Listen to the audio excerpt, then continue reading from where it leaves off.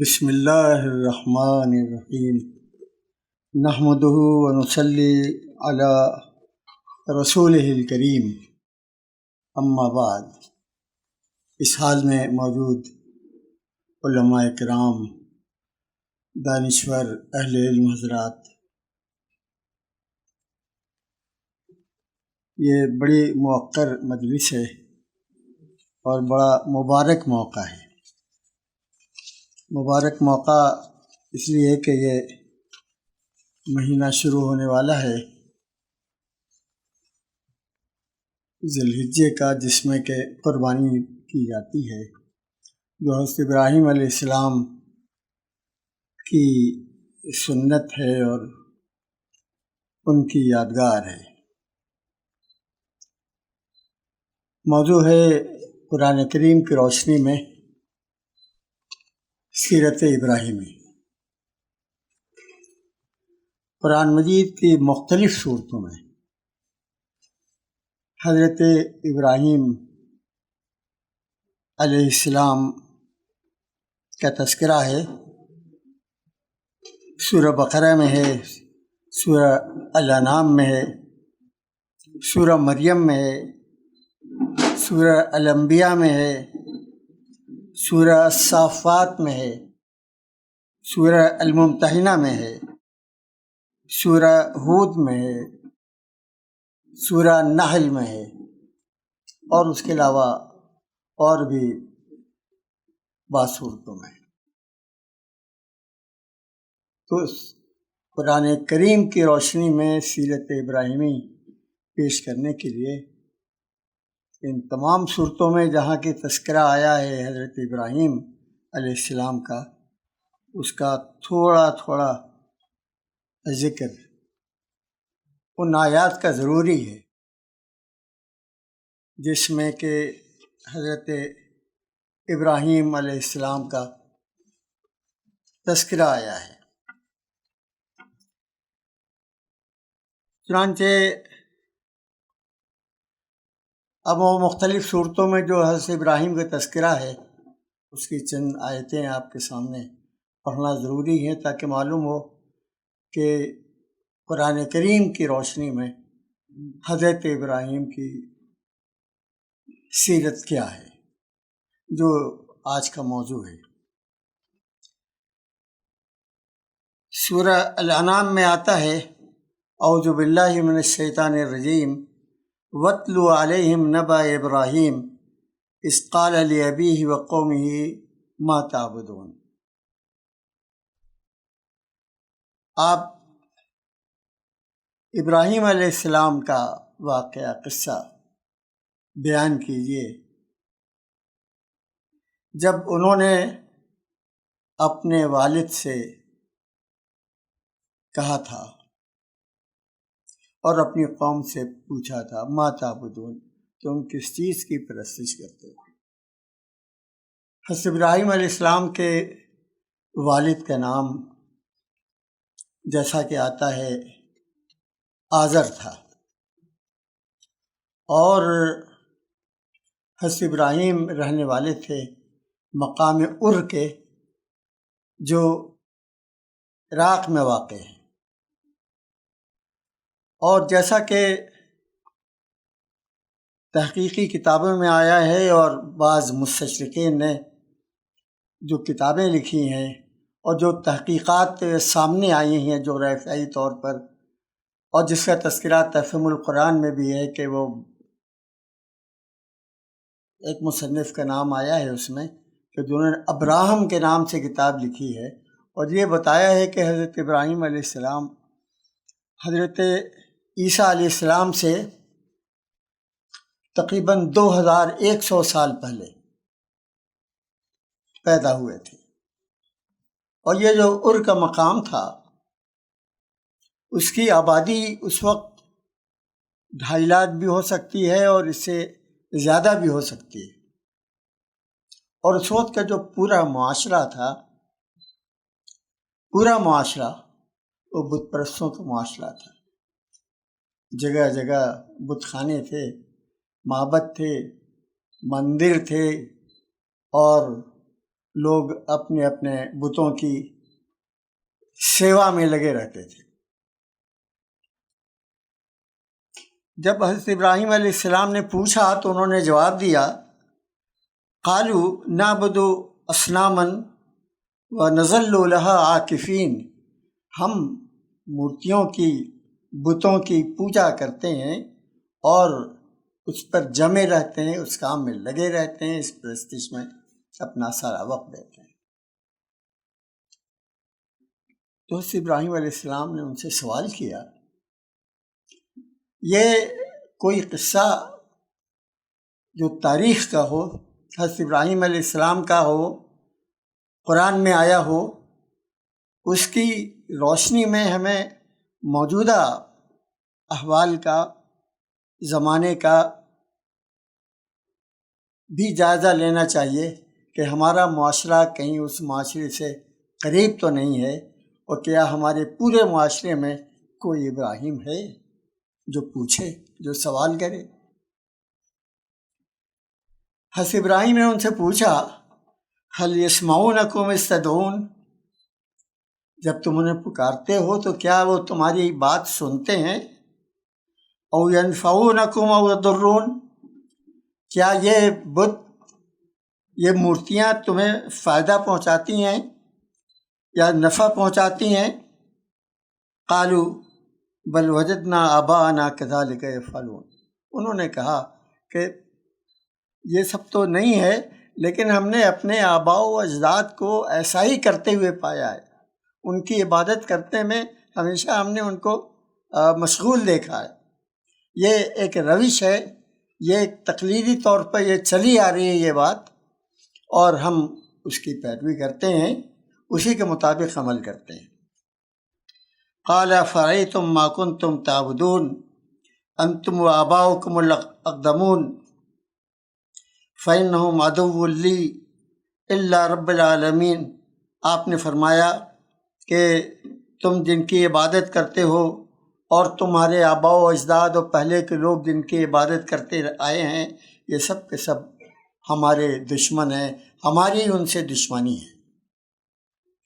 دشمنی اگر نہیں ہے تو صرف رب العالمین سے جو ہمارا اور سب کا پروردگار ہے۔ الذی خلقنی فہو یہدین، جس نے ہمیں پیدا کیا ہے اور جو ہمیں ہدایت دے گا۔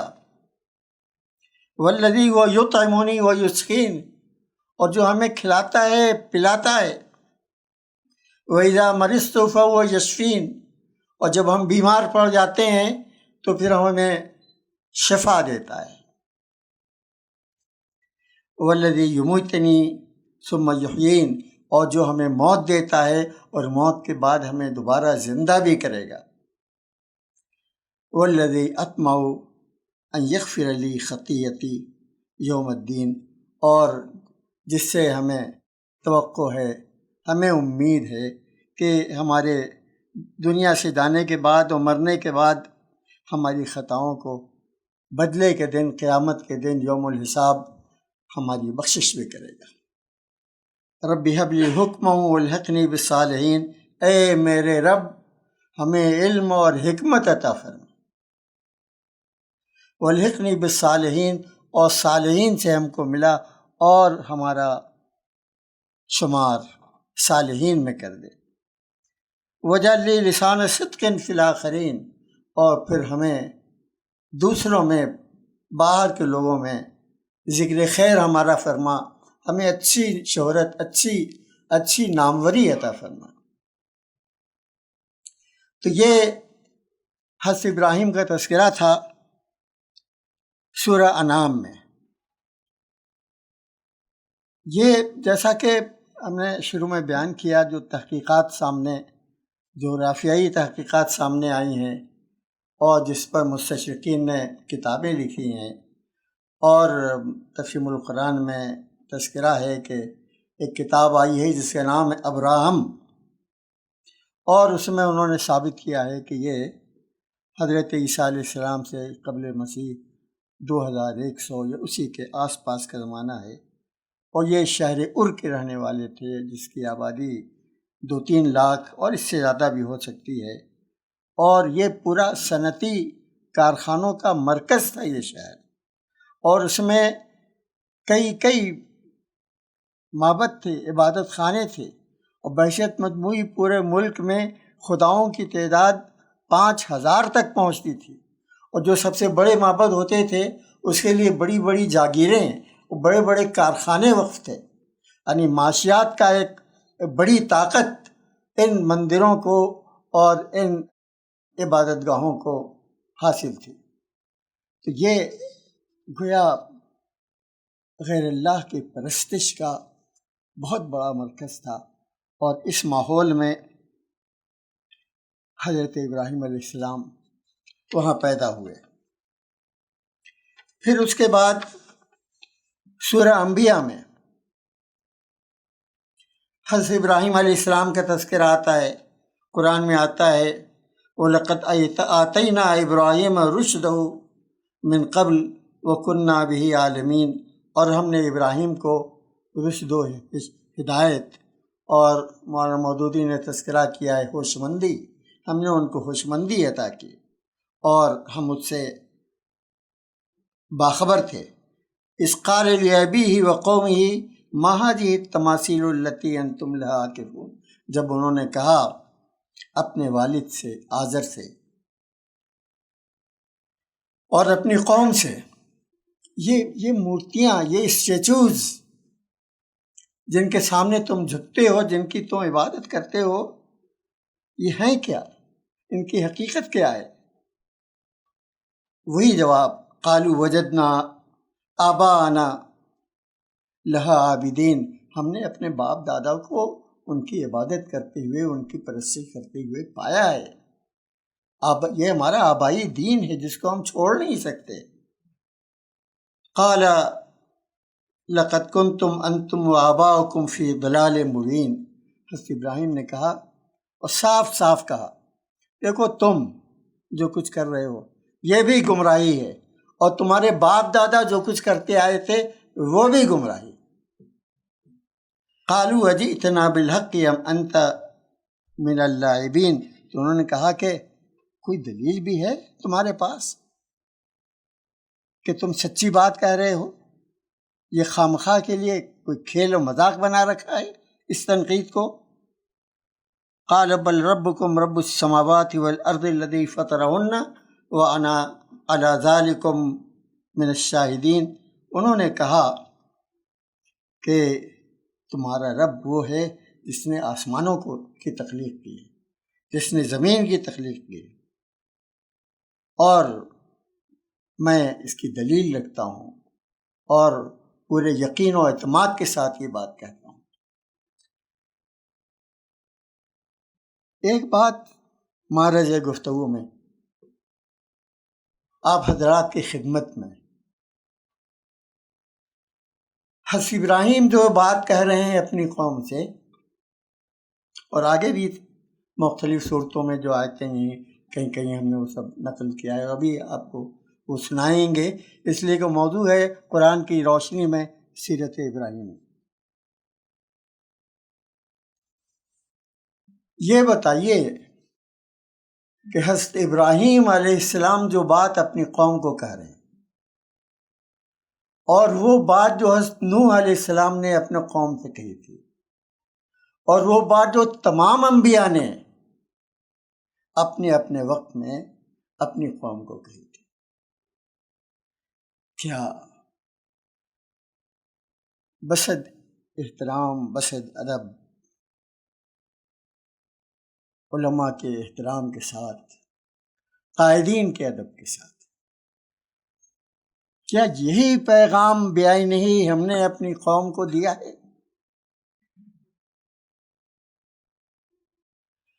جو بات ابراہیم علیہ السلام نے اپنے قوم سے کہی تھی بہت صراحت کے ساتھ کہ یہ سب گمراہی ہے، بتوں کی پرستش، غیر اللہ کی پرستش، پتھروں اور لکڑیوں کے بنائے ہوئے بتوں کی پرستش، یہ سب فریب کاری ہے، یہ سب گمراہی ہے۔ کیا یہ بات ہم نے ہمارے بہت قابل احترام قائدین نے، ہماری تحریکوں نے، ہماری تنظیموں نے، ہماری دینی جماعتوں نے کی ہے، اور اگر نہیں کی ہے تو یہ کہنے کی اجازت دیجیے کہ پیغمبرانہ مشن ہماری تاریخ میں ڈیریلمنٹ کا شکار ہوا ہے۔ پیغمبرانہ مشن ہماری تاریخ میں ڈیریلمنٹ کا شکار ہوا ہے، یعنی وہ بات جو تمام پیغمبروں نے اپنے وقت میں کی ہے، حضرت ابراہیم اور اس سے پہلے حضرت نوح اور اس وقت سے لے کے حضور اکرم صلی اللہ علیہ وسلم تک، وہ واضح بات کہ یہ سب شرک ہے، غیر اللہ کی پرستش حرام ہے، یہ سب جھوٹے معبود ہیں، ان کی عبادت درست نہیں ہے۔ یہ وہ ایک بات ہے جو اکثر ہمارے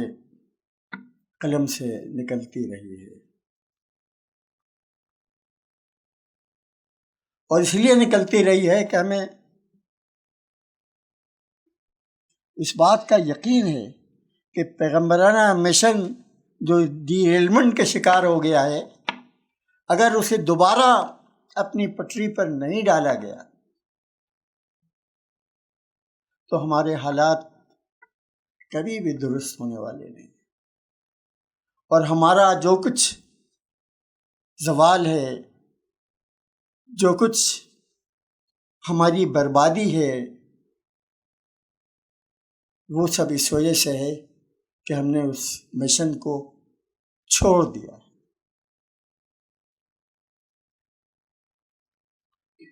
جب اس پر لکھتے لکھتے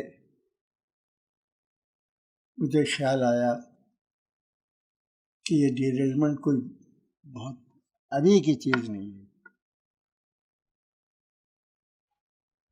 یعنی ہم محسوس کرتے ہیں کہ یہ 21ویں صدی، 20ویں صدی میں بھی آپ ڈھونڈ لیجیے، 19ویں صدی میں بھی آپ ڈھونڈ لیجیے، 18ویں صدی میں بھی آپ دیکھ لیجیے، 17ویں صدی میں بھی دیکھ لیجیے، بڑے بڑے مصلحین ہیں۔ کہنے کی اجازت دیجیے کہ آج نہیں کہیں گے تو ہم کب کہیں گے اور کیسے کہیں گے؟ وہ حرف راز ہے، وہ حرف راز مجھے جو سکھا گیا ہے جنوں، خدا مجھے نفس جبریل دے تو کہوں۔ وہ پیغمبرانہ مشن کئی سو سال سے ڈیریلمنٹ کا شکار ہوا ہے، اور جب مجھے ادب و احترام کے ساتھ یہ محسوس ہوا کہ جو بات میری زبان سے، قلم سے نکل رہی ہے، اس کا اور کوئی دوسرا کہنے والا نہیں اس طرح سے، تو ہم نے سوچا کہ شاید یہ بات غلط ہو، ہمارا احساس غلط ہو، ہماری فکر کی غلطی ہو، تو ہمارے تحریر و تجزیہ کی غلطی ہو۔ اب بھی ہم کہتے ہیں کہ کوئی ہم کو سمجھانے والا مل جائے اور بتا دے کہ تم غلط کہتے ہو، تو ہم اس کی بات سننے کے لیے تیار ہیں۔ ہم نے جن لوگوں سے ہمارا کنٹیکٹ ہو سکا، ہندوستان کے چوٹی کے صاحب علم، قائدین، ہم نے ان سے یہ بات کہی۔ یہ بات اس لیے کہہ رہے ہیں آپ سے کہ شاید آج کے بعد کہنے کا موقع نہ ملے آپ سے، شاید شہر فنا کے دروازے کھل جائیں اور آپ ہمیں اس شہر کے لیے رخصت کر دیں۔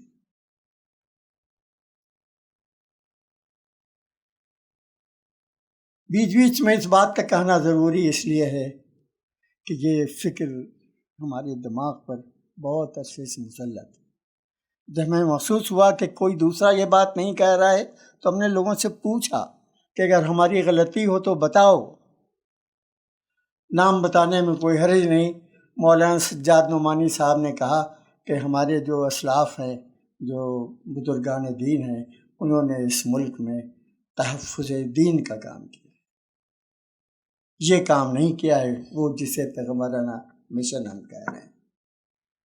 درست بات ہے، صحیح ہے، یہ تحفظ دین کا کام کیا۔ اور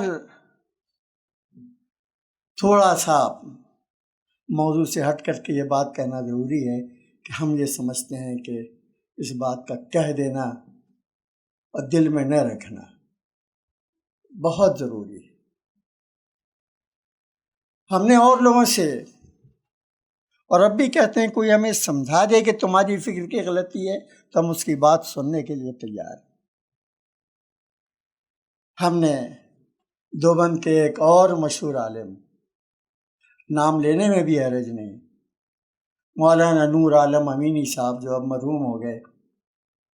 جو عربی رسالے کے ایڈیٹر تھے، ہم نے ان سے پوچھا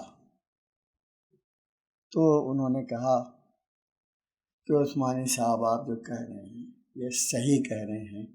بس اس کو اس طرح سے مت کہیے کہ ہمارے فلاں فلاں بزرگوں نے، مصلحین نے یہ کام نہیں کیا ہے۔ اگر اس طرح سے آپ کہیں گے تو ایک بڑا ہنگامہ آپ کے خلاف بھی برپا ہو جائے گا۔ اور بھی اپنے ہندوستان کے علماء سے رائے لینے کی کوشش کی اس معاملے میں، اور ایک آدمی بھی نہیں ملا جس نے یہ کہا ہو کہ تم بالکل غلط کہتے۔ اور ہمیں اتنا اصرار ہے اس پر، شدت کے ساتھ اصرار ہے کہ اگر یہ کام نہیں ہوا اس ملک میں تو ہماری تمام مسلم تنظیموں کے لیے ناکامی مقدر ہے۔ اگر ہم نے غیر مسلموں کے سامنے وہ بات نہیں کہی جو ابراہیم علیہ السلام کہہ رہے ہیں، جو تمام پیغمبروں نے اپنے اپنے وقت میں کہی، اور جو کام ہوا ہے اس کی قدر و قیمت اپنی جگہ پر ہے، وہ بہت اہم کام ہے، لیکن وہ پیغمبر، ایک آدمی اپنے گرد و پیش میں جہاں تمام غیر مسلم رہتے ہیں، بتوں کی پرستش ہوتی ہے، بہت مفید کام اس نے، علمی کام کیا ہے۔ اس نے بخاری کی 20 جلدوں میں شرح لکھی ہے، ترمذی کی 20 جلدوں میں شرح لکھی ہے، قرآن کی تفسیر 20 جلدوں میں لکھی ہے، فتاویٰ کی کتاب 20 جلدوں میں مرتب کی ہے۔ یہ سب بہت اچھا بڑا علمی کام ہے، اس کے باوجود وہ پیغمبرانہ کام نہیں۔ اور پیغمبرانہ کام کے بغیر اس ملک میں حالات نہیں بدل سکتے۔ اس لیے پہلی فرصت میں ہمارے ہندوستان کی بہت ہی اہم معزز شخصیت مولانا پروفیسر ڈاکٹر سعادت اللہ حسینی صاحب یہاں موجود ہیں۔ اگر غیر مسلموں میں کو قریب کرنے کی کوشش نہیں کی گئی، اگر ان کو اسلام و مسلمانوں سے مانوس کرنے کی کوشش نہیں کی گئی، تو دعوت کا کام، وہ کام جو پیغمبرانہ کام ہے اس ملک میں انجام دینا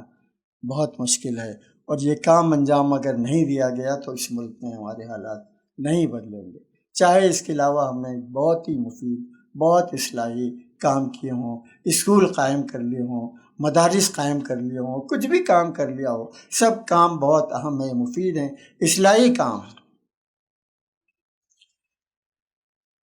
ہمارے معزز بزرگ حضرات جو یہاں بیٹھے ہوئے ہیں، بات یہ ہے کہ ہمیں یہ بات کہنی تھی، اس لیے ہم نے اپنی کمزوری اور اپنی صحت کی معذوری کے باوجود یہ دعوت اس لیے قبول کی تھی کہ ہمیں یہ بات آپ کے سامنے ہر حال میں کہنی تھی۔ دیکھیے، اب سورہ مریم میں آپ موضوع پر آ رہے ہیں، قرآن کریم میں سیرت ابراہیمی۔ سورہ مریم میں آتا ہے وَاذْكُرْ فِي الْكِتَابِ ابراہیم إِنَّهُ كَانَ صِدِّيقًا نَبِيًّا، ذکر کرو ابراہیم کا کتاب میں، بے شک وہ پیکر صداقت تھا اور پیغمبر تھا، نبی تھا۔ اذ قال لأبیہ، جب اس نے کہا اپنے والد سے لم تعبدو ما لا یسمع ولا یبصر ولا یغنی عنک شیئا، آپ کیوں عبادت کرتے ہیں، کیوں جھکتے ہیں، کیوں پرستش کرتے ہیں آپ اس کی جو نہ سنتا ہے، جو نہ دیکھتا ہے، اور جو کوئی نفع نقصان نہیں پہنچا سکتا۔ یا ابتی انی قد جاءنی من العلم ما لم یأتک فاتبعنی اہدک صراطا سویا، اے میرے ابا جان۔ یا ابتی یہ بڑی محبت کا لہجہ ہے، یا ابھی کے بجائے یا ابتی۔ مجھے کچھ علم ملا ہے، مجھے کچھ حکمت عطا ہوئی ہے، مجھے کچھ عقل اللہ تعالیٰ نے دی ہے، اور اس لیے آپ میری پیروی کر لیجیے، میری بات مان لیجیے۔ اہدی کا صراطا سویا، ہم آپ کو سیدھا راستہ دکھائیں گے۔ یا ابتی لا تعبد الشیطان، اے ابا جان، اے والد محترم، آپ شیطان کی عبادت مت کیجیے۔ یہ سب جن کی آپ عبادت کرتے ہیں، یہ سب انسان کو ہدایت کے راستے سے ہٹانے والے ہیں، اور جو ہدایت کے راستے سے ہٹانے والا ہے وہ شیطان ہوتا ہے۔ ان الشیطان للرحمن عصیہ، اور شیطان رحمان کا بہت بڑا نافرمان۔ یا ابتی انی اخاف ان یمسک عذاب من الرحمن فتکون للشیطان ولیا، ابا جان مجھے خوف اس بات کا ہے کہ اللہ کی طرف سے کوئی عذاب نہ آپ پر نازل ہو جائے اور آپ شیطان کے ولی اور دم ساز بن جائیں۔ بڑی محبت سے انہوں نے، بڑی دل کی گہرائی کے ساتھ وہ الفاظ بتا رہے ہیں، اپنے والد سے کہا تو والد نے کہا اراغب انت عن آلہتی یا ابراہیم، ابراہیم ہمیں تم اپنے معبودوں سے ہٹانا چاہتے ہو؟ لئن لم تنتہی، اگر یہ سب باتیں کرنی ہو، یہ سب نصیحتیں کرنی اگر تم نے نہیں چھوڑی، لارجمنک، ہم تمہیں سنسار کر دیں گے۔ وہجرنی ملیہ، تو اب چھوڑ دو ہم کو، مت آؤ، یہ باتیں مت کرو۔ جب یہ واضح طور پر قبول کرنے سے انکار کر دیا تو حضرت ابراہیم نے کہا قال السلام علیک ساستغفر لک ربی، آپ پر سلامتی ہو، یعنی اب ہمارے آپ سے کے درمیان میں اب دوری ہو رہی ہے، اور میں اپنے رب سے آپ کے لیے مغفرت طلب کروں گا۔ انہ کان بی حفیہ، اور وہ میری ذات پر بہت مہربان ہے۔ وَأَعْتَزِلُكُمْ وَمَا تَدْعُونَ مِن دُونِ اللَّهِ وَأَدْعُو رَبِّي عَسَىٰ أَلَّا أَكُونَ بِدُعَاءِ رَبِّي شَقِيًّا، اور میں آپ سے علیحدگی اختیار کرتا ہوں، اور ان تمام معبودوں سے جن کی آپ عبادت کرتے ہیں، اور اپنے لیے دعا کرتا ہوں، اور شاید اللہ تعالیٰ مجھے بے یار و مددگار نہیں چھوڑے گا، اور ہماری باتوں کو سنے گا، ہماری دعاؤں کو قبول کرے گا۔ ایسا ہے کہ تمام پیغمبروں کے ساتھ ایک معاملہ ہوتا ہے، چونکہ ان صداقتوں کو جو بظاہر آنکھوں سے دکھائی نہیں دیتی ہیں، ان کو پورے یقین کے ساتھ، پورے اعتماد کے ساتھ پیغمبروں کو پیش کرنا ہوتا ہے۔ اس لیے جو چیزیں کہ غیب ہوتی ہیں وہ ان کے لیے غیب نہیں رہتی، وہ صرف وہ عالم بالشہادہ بن جاتے ہیں، سب چیز ان کے لیے آنکھوں دیکھی سچائیاں بن جاتی ہیں۔ فرشتے ان کے سامنے آتے ہیں، ان سے باتیں کرتے ہیں، ان کے پاس بیٹھتے ہیں۔ کیوں ہوتا ہے ایسا؟ اس لیے کہ وہ غیبی حقائق جو ہیں ان کے لیے عالم شہود بن جاتے ہیں، تاکہ ان کا ایمان پختہ سے پختہ تر ہو جائے، اور پورے یقین اور اعتماد کے ساتھ وہ اپنی قوم کو دعوت دے سکے اللہ کی طرف۔ اور ایمانی حقائق کی طرف۔ یہ باتیں جو ابھی آئی ہیں مختلف صورتوں میں دہرائی گئی ہیں۔ سورہ انعام میں بھی یہی ہے، وَاتْلُ عَلَيْهِمْ نَبَأَ إِبْرَاهِيمَ إِذْ قَالَ لِأَبِيهِ وَقَوْمِهِ مَا تَعْبُدُونَ قَالُوا نَعْبُدُ أَصْنَامًا فَنَظَلُّ لَهَا عَاكِفِينَ۔ پھر حضرت ابراہیم ان سے پوچھتے ہیں هَلْ يَسْمَعُونَكُمْ إِذْ تَدْعُونَ، کیا تمہاری بات سنتے ہیں جب تم ان پکارتے ہو؟ اور يَنْفَعُونَكُمْ أَوْ يَضُرُّونَ، کیا وہ تم کو فائدہ پہنچاتے ہیں؟ اور وہی ایک جواب، وَجَدْنَا آبَاءَنَا كَذَلِكَ يَفْعَلُونَ، ہم نے اپنے باپ دادوں کو ایسا ہی کرتے ہوئے پایا تھا۔ اور پھر قرآن میں سورہ بقرہ میں دیکھیے یہ دعوت جو اٹھی ہے، یہ تحریک جو اٹھی ہے، یہ دعوت اللہ جو اٹھی ہے، یہ اصنام پرستی کی نفی کرنے والی تحریک جو اٹھی ہے، یہ گھر سے باہر محلے میں، محلے سے باہر شہر میں، یہاں تک کہ پورے سماج میں، یہاں تک کہ اقتدار وقت تک یہ بات پہنچتی ہے، حکومت تک یہ بات پہنچتی ہے۔ اور حکومت کس کی ہے؟ نمرود کی ہے۔ قرآن میں اس کا بھی ذکر ہے، سورہ بقرہ میں ہے، أَلَمْ تَرَ إِلَى الَّذِي حَاجَّ إِبْرَاهِيمَ فِي رَبِّهِ أَنْ آتَاهُ اللَّهُ الْمُلْكَ، کیا تم نے دیکھا اس شخص کو جس نے بحث و مباحثہ کیا ابراہیم سے رب کے بارے میں؟ ابراہیم علیہ السلام نے اس کو کس چیز کی دعوت دی تھی اور کیا کہا تھا؟ اذ قال ابراہیم ربی الذی یحیی و یمیت، میرا رب وہ ہے جو زندگی عطا کرتا ہے، ہمارا رب وہ ہے جو زندگی کو چھین لیتا ہے اور موت دیتا ہے۔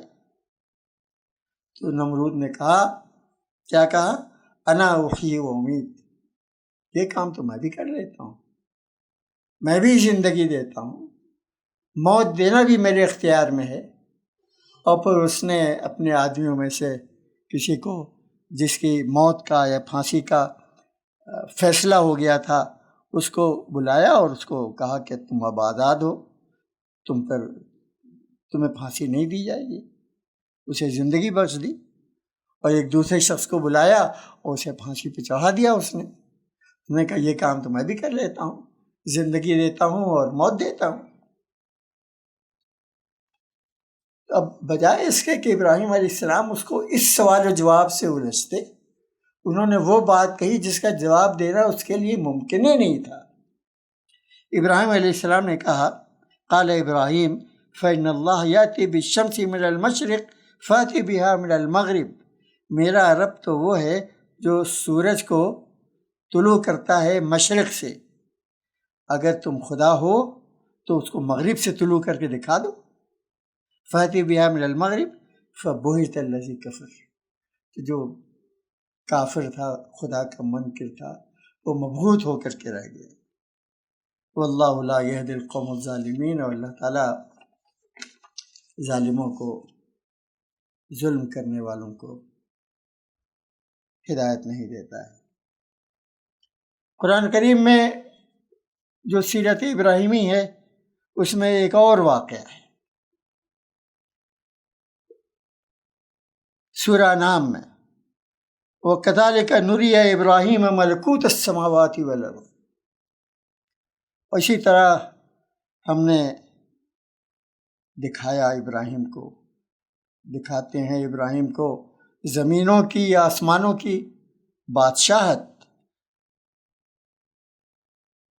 اللہ کی جو اپنی سلطنت ہوتی ہے، وہ سلطنت جیسے چلتی ہے وہ کھول دی جاتی ہے پیغمبر پر، لِيَكُونَ مِنَ الْمُوقِنِينَ، تاکہ وہ صاحب یقین، صاحب ایمان بن جائے۔ فَلَمَّا جَنَّ عَلَيْهِ اللَّيْلُ، تو یہ وہ زمانہ ہے جو تلاش حق کا زمانہ ہے۔ فَلَمَّا جَنَّ عَلَيْهِ اللَّيْلُ، جب رات کا وقت آیا اور رات کا اندھیرا چھا گیا تو آپ نے دیکھا رہا کوكباً، آسمان پہ ایک ستارہ ہے، پہلے بھی دیکھتے آئے ہوں گے، لیکن ہر وقت انسان فکر کرنے اور تدبر کرنے کی پوزیشن میں نہیں ہوتا ہے، تو وہ وقت تھا جو ان کے فکر کرنے کا تھا اور تدبر کرنے کا تھا۔ آپ نے کہا ہادہ ربی، یہ تو ہے ہمارا رب۔ فلما افل، اور جب وہ غروب ہو گیا ستارہ، قال لا احب الافلین، غروب ہونے والے اور ڈوب جانے والوں کو میں پسند نہیں کرتا، یہ ہمارے خدا نہیں ہو سکتے۔ فلما رأى القمر بازغا، اور پھر جب کہ دیکھا کہ چاند نکل آیا چمکتا ہوا،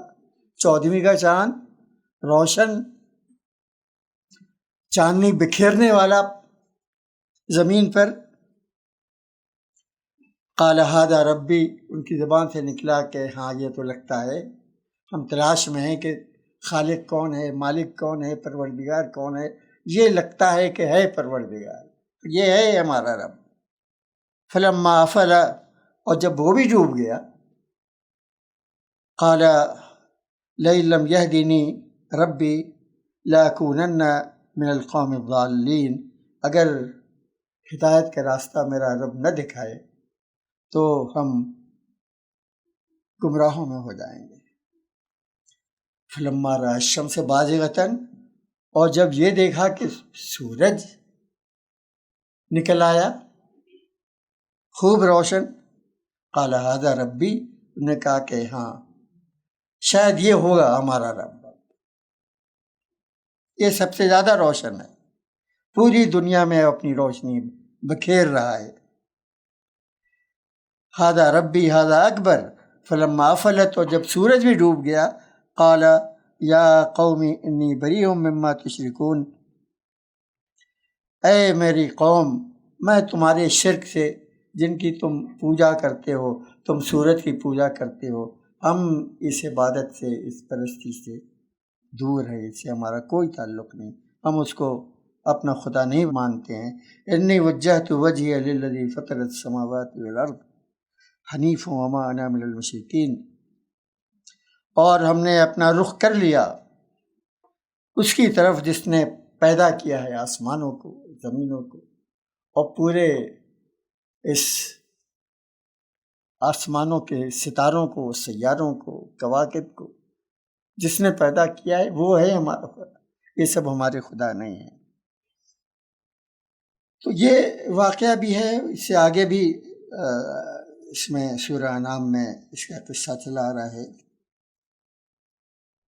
یہ اس سے اندازہ کیجیے کہ پورا ماحول جو تھا عراق کا، ار کے شہر کا جہاں عراق واقع ہے، بت پرستانہ مشرکانہ ماحول، خدا پرستی کی کہیں جھلک نظر نہیں آ رہی، ہر شخص جو ہے کسی نہ کسی کی پوجا کر رہا ہے، ستاروں کی پوجا، چاند اور سورج کی پوجا، اور ان کی مورتیاں زمین پر بنا کر کے زمین پر پوجا، اور بات نامکمل رہ جائے گی جب عید الاضحیٰ کے قریب اس واقعے کا تذکرہ نہ کر دیں جو قرآن مجید میں ہے۔ سورہ الصاف میں ہے ربی ہب لی من الصالحین، انہوں نے دعا کی کہ اے میرے رب ہمیں ایک اولاد عطا فرما، صالح اولاد عطا فرما۔ حضرت ابراہیم کی عمر جیسا کہ روایتوں میں آتا ہے 175 سال رہی ہے، اور ان کی پہلی اولاد جو اسماعیل علیہ السلام، ان کی عمر، حضرت ابراہیم کی عمر اس وقت 75 سال کی تھی، اور اس کے بعد جب حضرت اسحاق پیدا ہوئے ہیں اس وقت ان کی عمر جو تھی 100 سال تھی۔ فبشرناہ بغلام حلیم، پھر ہم نے ان کو ایک غلام حلیم کی بشارت دی۔ فلما بلغ معه السعی قال یا بنی انی اری فی المنام انی اذبحک فانظر ماذا تری، اور جب وہ کچھ بڑے ہو گئے 8-9 سال کے یا کچھ زیادہ، اور چلنے پھرنے لگے، دوڑنے دھوپنے لگے، تو حضرت ابراہیم نے ان سے کہا کہ بیٹے ہم نے خواب میں دیکھا ہے کہ میں تمہیں ذبح کر رہا ہوں، دیکھو تمہارا کیا خیال ہے۔ قال یا ابت افعل ما تؤمر، اے میرے ابا جان جو آپ کو حکم دیا گیا ہے۔ ان کے اندازہ تھا کہ جو پیغمبر کا جو خواب ہوتا ہے وہ ایک عام خواب نہیں ہوتا ہے، وہ کوئی اللہ کا حکم ہوتا ہے۔ انہوں نے کہا کہ جو آپ کو حکم دیا اس پر عمل کیجیے، اور آپ ہم کو صبر کرنے والوں میں پائیں گے۔ فلما اسلما وتلہ للجبین، اور جب دونوں اس کے لیے تیار ہو گئے اور حضرت ابراہیم نے ان کے منہ کے بل، پیشانی کے بل لٹا دیا، وَنَادَيْنَاهُ أَن قَدْ صَدَّقْتَ الرُّؤْيَا، تو اس وقت آواز آئی، ہم نے آواز دی ان کو کہ اے ابراہیم تم نے خواب کو سچ کر دکھایا، اور اسی طرح سے ہم محسنین کو بدلہ دیتے ہیں۔ اور اس کے بعد یہ ہے کہ ان کی جگہ پر ایک مینڈھا آ جاتا ہے اور وہ ذبح ہوتا ہے، اور حضرت اسماعیل علیہ السلام ذبح ہونے سے بچ جاتے ہیں۔ اور پھر حضرت ابراہیم علیہ السلام کی یہ سنت اس وقت سے لے کر کے آج تک یہ ہے کہ وہ ہم ملت ابراہیمی ایک فرد ہیں، اور ہمیں حضرت ابراہیم علیہ السلام کی تمام سنتوں پر عمل کرنے کا حکم دیا گیا ہے۔ تو وہ سنت آج تک جاری اور ساری ہے، اور قیامت تک جاری اور ساری رہے گی، اور ساری دنیا میں اس پر عمل ہوتا رہے گا۔ بات یہ ہے کہ یہ اتنا بڑا واقعہ ہے، اتنا اہم واقعہ ہے کہ اس کا تذکرہ قرآن میں بھی ہے، اس کا تذکرہ احادیث میں بھی ہے، اور وہ سورس آف انسپریشن ہے تمام لوگوں کے لیے، شاعروں کے لیے، یہاں تک کہ اقبال نے کہا آج بھی ہو جو براہیم کا ایما پیدا، آگ کر سکتی ہے انداز گلستہ پیدا۔ وآخر دعوانا ان الحمدللہ۔ بسم اللہ الرحمن الرحیم، نحمدہ ونصلی علی رسولہ الکریم۔ میں پروفیسر محسن عثمانی صاحب کا بہت شکر گزار ہوں کہ ایک بڑے اہم موضوع پر بہت ہی پرسوز طریقے سے اور فکر انگیز طریقے سے انہوں نے اہم باتیں ہمارے سامنے رکھیں۔ آپ سب نے ان کے درد کو محسوس کیا ہوگا۔ پروفیسر صاحب کی گفتگو کا اصل موضوع، یا جس پر انہوں نے بہت زیادہ زور دیا، وہ یہ ہے کہ ابراہیم علیہ السلام کی اتباع کا اور سنت ابراہیمی کا سب سے بڑا تقاضا یہ ہے کہ ہم توحید کی دعوت کے علمبردار بن کر اٹھیں۔ ہماری کوششیں، ہماری تک و دو وہ صرف ملت اسلامیہ اور مسلمانوں تک محدود نہ رہے، بلکہ اس ملک کی بڑی آبادی سے ہمارا تعلق قائم ہو، اور ان تک اللہ کا پیغام پہنچانا، اسے ہم اپنی زندگی کا مشن بنائیں۔ یہ یقیناً بڑی عجیب بات ہے کہ ہر سال ہم عید الاضحیٰ کا اہتمام کرتے ہیں، حج کا اہتمام کرتے ہیں، اور حضرت ابراہیم علیہ السلام کی سیرت کو، آپ کے واقعات کو یاد کرتے ہیں، لیکن آپ کی زندگی کا جو سب سے بڑا سبق ہے، اور جسے قرآن نے بہت تفصیل سے بیان کیا ہے، جیسا کہ ابھی پروفیسر صاحب کی تقریر سے بھی بات واضح ہوئی ہے، تو اس کو یاد کرنے کا اہتمام ہم نہیں کرتے۔ قرآن مجید میں سیدنا ابراہیم علیہ السلام کو مسلمانوں کے لیے اسوہ قرار دیا گیا ہے، نمونہ قرار دیا گیا ہے۔ آپ دیکھیے کہ اللہ تبارک و تعالیٰ نے اس بات کا خاص اہتمام فرمایا ہے کہ مناسک حج کے ذریعے اور قربانی کے مناسک کے ذریعے سیدنا ابراہیم علیہ السلام کی سیرت اور آپ کے اسوے کو مسلمان ہر سال یاد کریں، اور ہر سال گویا اس اسوے سے اپنے آپ کو وابستہ کریں۔ تو ظاہر ہے کہ سیدنا ابراہیم علیہ السلام کا جو اسوہ قرآن بیان کرتا ہے، تو اس میں سب سے اہم چیز ان کا مشن ہے کہ اللہ تعالیٰ قرآن مجید میں بتاتا ہے کہ سیدنا ابراہیم علیہ السلام توحید کی دعوت لے کر کھڑے ہوئے، اور پوری زندگی اسی دعوت کے لیے انہوں نے لگا دی، اس کے لیے پوری طرح یکسو تھے وہ۔ قرآن اس کے لیے حنیفیت کا لفظ استعمال کرتا ہے۔ بحیثیت فرد سیدنا ابراہیم علیہ السلام کا اسوہ مسلمانوں کے لیے نمونہ ہے۔ بحیثیت خاندان، وہ خاندان جو ابراہیم علیہ السلام نے تشکیل دیا تھا، جس میں ہاجرہ جیسی بیوی تھی، جنہوں نے لق و دق صحرا میں رہنا گوارا کیا، اپنے شیر خوار بچے کی جان کو سخت خطرے میں ڈالنا گوارا کیا، بے آب و گیا صحرا میں اکیلے زندگی بسر کرنا گوارا کیا، لیکن سیدنا ابراہیم علیہ السلام کے مشن کے ساتھ، اپنے شوہر کے مشن کے ساتھ وابستہ رہیں، ان کی پشت پناہ بنی رہیں، ان کی سب سے طاقتور معاون بنی رہیں۔ وہ خاندان جس میں اسماعیل اور اسحاق تھے، اور آپ کے بھتیجے لوط علیہ السلام تھے، جنہوں نے گویا عالم عرب کے مختلف خطوں میں توحید کی شمع روشن کی اور ابراہیم علیہ السلام کے مشن کو آگے بڑھایا۔ حضرت ابراہیم علیہ السلام نے وہ ملت قائم کی جسے قرآن مجید ملت ابیکم ابراہیم کہتا ہے۔ ملت کا نام ہی ابراہیمی ملت قرار دیتا ہے، جس کا گویا سب سے اہم شعار توحید کی دعوت تھا۔ تو آج اس بات کی شدید ضرورت ہے کہ ابراہیم علیہ السلام کی زندگی کے سب سے اہم سبق کو ہم یاد کریں، حقیقی معنوں میں ان کو اپنا اسوہ بنائیں۔ ان کو اسوہ بنانے کا تقاضا یہ ہے کہ جو مشن، جو مقصد، جو نصب العین ابراہیم کا مقصد تھا وہ ہمارا مقصد بنے، وہ ہمارا مشن بنے۔ پروفیسر صاحب نے مختلف علماء اکرام کے حوالوں سے بات بیان فرمائی ہے کہ یہاں لوگوں نے تحفظ دین کی کوششیں کی، ملت کے تحفظ کی کوشش کی۔ میں اس سے آگے بڑھ کر کہتا ہوں، میں نے اس موضوع پر تفصیل سے لکھا بھی ہے کہ اس امت کا تحفظ بھی دعوت توحید کے بغیر ممکن نہیں ہے، دین کا تحفظ بھی دعوت توحید کے بغیر ممکن نہیں ہے۔ اس ملت کی تعلیم میں ترقی، معیشت میں ترقی، یہ بھی دعوت توحید کے بغیر ممکن نہیں ہے۔ ملتیں ویژن سے، مقصد سے، نصب العین سے بنتی ہیں۔ مقصد اور نصب العین ہی ملتوں کی اساس ہوتا ہے، ان کی شیرازہ بندی کی بنیاد ہوتا ہے۔ ان کے لیے آگے بڑھنے کی تحریک وہ مقصد اور نصب العین سے حاصل ہوتی ہے۔ مقصد کمزور ہو جائے، نصب العین کمزور ہو جائے اور اصل مشن کمزور ہو جائے تو پھر عارضی تدبیروں سے نہ کسی قوم کو محفوظ رکھا جا سکتا ہے، نہ اس کے مادی مفادات کی بھی تکمیل ممکن ہو سکتی ہے۔ تو آج اس ملک میں امت مسلمہ جس رسوائی اور جس پریشان حالی سے دوچار ہے،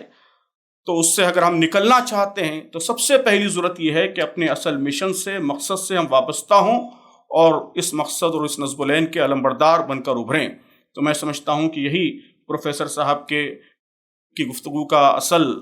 موضوع تھا۔ جماعت اور تحریک اسلامی اسی کی طرف پوری امت کو متوجہ کرنے کی مسلسل کوشش کر رہی ہے۔ تو میں امید کرتا ہوں کہ انشاءاللہ اس عید الاضحیٰ کے موقع پر ہم سب اپنے اپنے حلقہ اثر میں اس اصل پیغام کو ایک دوسرے کو یاد دلانے کی ضرور کوشش کریں گے اور خود بھی اس اصل مشن سے اپنے آپ کو وابستہ کریں گے۔ اللہ تعالی ہم سب کو اس کی توفیق عطا فرمائے۔